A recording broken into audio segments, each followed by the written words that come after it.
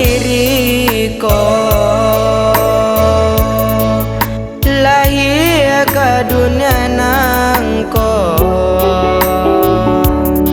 sedangkan ayah jo bundo indah saiyo sakato ibo hatiko.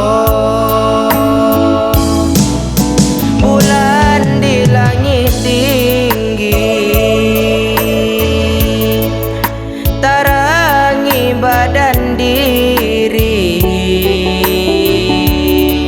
antara hidup jo mati ayah mencari rezeki, ridho Tuhan jauh sekali.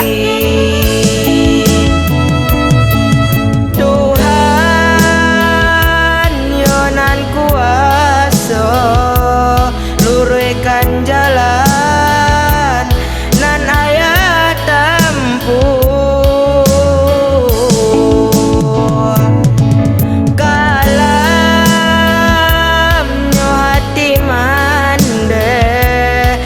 Tuang isu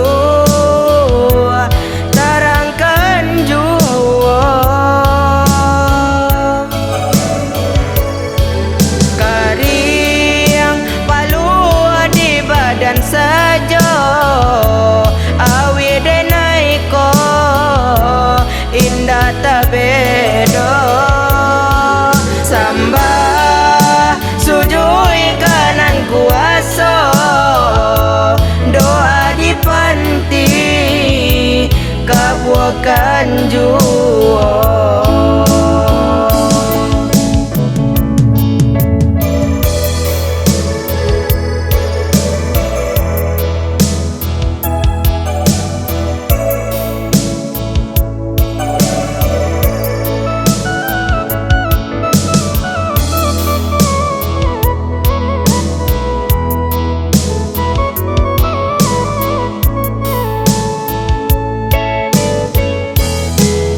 Untuk apa diriko lahir ke dunia nangko, sedangkan ayah jo bundo indah saiyo sakato ibo hatiko. Bulan di langit tinggi tarangi badan diri, antara hidup jo mati ayah mencari rezeki, ridho Tuhan jauh sekali.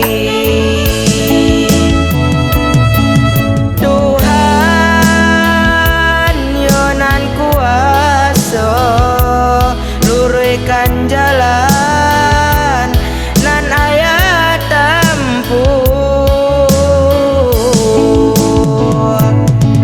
kalamnya hati mande untuang isu terangkan jua